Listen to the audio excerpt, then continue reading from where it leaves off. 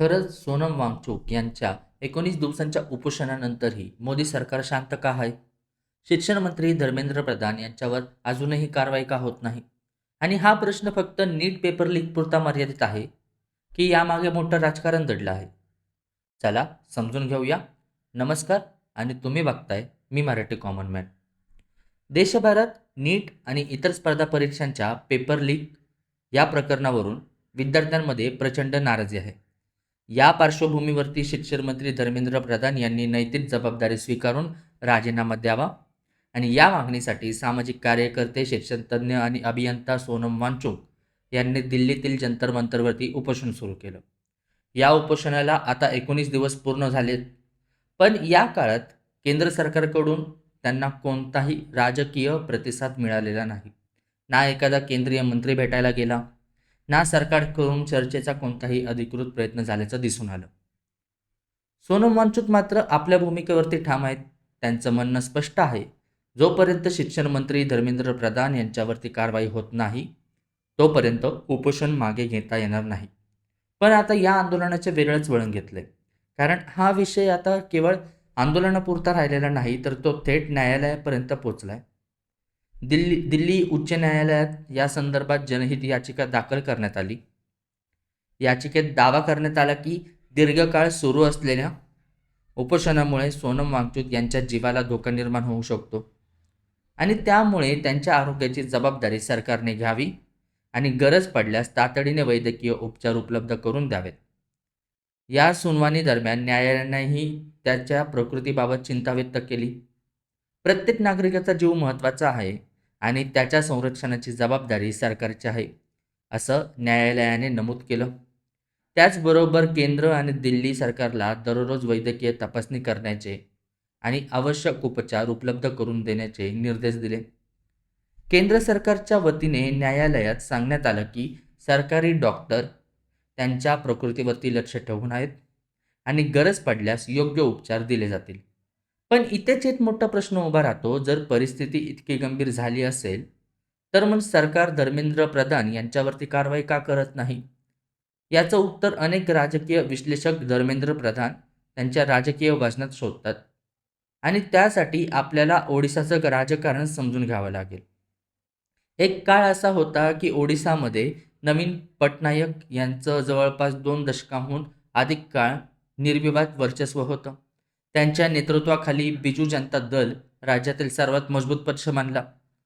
त्या काळात भाजपाला राज्यात मोठी राजकीय ताकद उभी करण्यात आली नव्हती.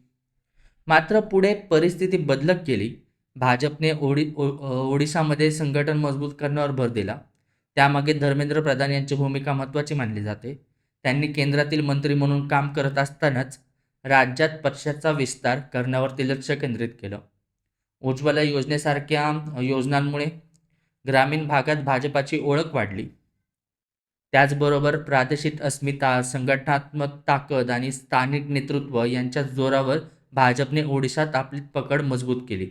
2024च्या विधानसभा निवडणुकीत भाजपाला ऐतिहासिक यश मिळालं आणि अनेक विश्लेषकांनी या विजयामागे धर्मेंद्र प्रधान यांचं मोठं योगदान असल्याचं म्हटलं आणि यामुळेच राष्ट्रीय राजकारणात त्यांचं महत्त्वही वाढलं. याशिवाय आणखी एक राजकीय समीकरण आहे. धर्मेंद्र प्रधान हे ओबीसी समाजातील प्रमुख चेहऱ्यांपैकी एक मानले जातात. पूर्व भारतात विशेषतः ओडिसा आणि आसपासच्या भागात त्यांचा प्रभाव असल्याचं राजकीय विश्लेषकांचं मत आहे. त्यामुळे त्यांच्यावरती कारवाई करण्यापूर्वी भाजप नेतृत्व अनेक राजकीय बाबींचा विचार करत असेल, अशी चर्चा राजकीय वर्तुळात सुरू आहे. पण ही फक्त एक बाजू झाली. दुसरी बाजू म्हणजे मोदी सरकारची कार्यशैली. गेल्या काही वर्षात अनेक मंत्र्यांवरती आरोप झाले, विविध वाद निर्माण झाले. मात्र केवळ सार्वजनिक दबावामुळे मंत्र्यांचे राजीनामे घेण्याची उदाहरणं फारच कमी आहेत आणि त्यामुळे सरकार दबावाखाली झुकत नाही, अशी प्रतिमा भाजपाने कायम ठेवण्याचा प्रयत्न केल्याचं दिसतंय. अनेक राजकीय निरीक्षक असंही सांगतात. म्हणूनच काही विश्लेषकांच्या मते जर सरकारने आता धर्मेंद्र प्रधान यांचा राजीनामा घेतला, तर भविष्यात इतर प्रकरणांमध्येही अशाच मागण्या अधिक जोरात होऊ शकतात. मात्र दुसरीकडे आंदोलनही आता वाढत आहे. सोनम वांगचुक यांच्या प्रकृतीबाबत चिंता वाढत आहे. त्यांच्या समर्थकांचं म्हणणं आहे की उपोषणामुळे त्यांचं वजन मोठ्या प्रमाणात कमी झालं असून रक्तदाब आणि इतर आरोग्याच्या समस्या निर्माण होत आहेत. आणि या दाव्यांवरती डॉक्टरांकडून नियमित तपासणी सुरूच असल्याचं सरकारने न्यायालयात सांगितलं. आता पुढे काय होणार? सरकार शिक्षण मंत्री धर्मेंद्र प्रधान यांच्यावरती कोणतीही कारवाई करेल का? त्यांचा राजीनामा घेतला जाईल का? की सरकार आपली सध्याची भूमिका कायम ठेवेल? या प्रश्नांची उत्तरं येणाऱ्या काही दिवसात स्पष्ट होऊ शकतात. मात्र एक गोष्ट निश्चित आहे, हा विषय आता केवळ एका आंदोलनापुरता मर्यादित राहिलेला नाही. तो विद्यार्थ्यांचा विश्वास, परीक्षा व्यवस्थेची पारदर्शकता आणि सरकारच्या उत्तरदायित्वाशी जोडला गेला आहे. आता तुम्हाला काय वाटतंय?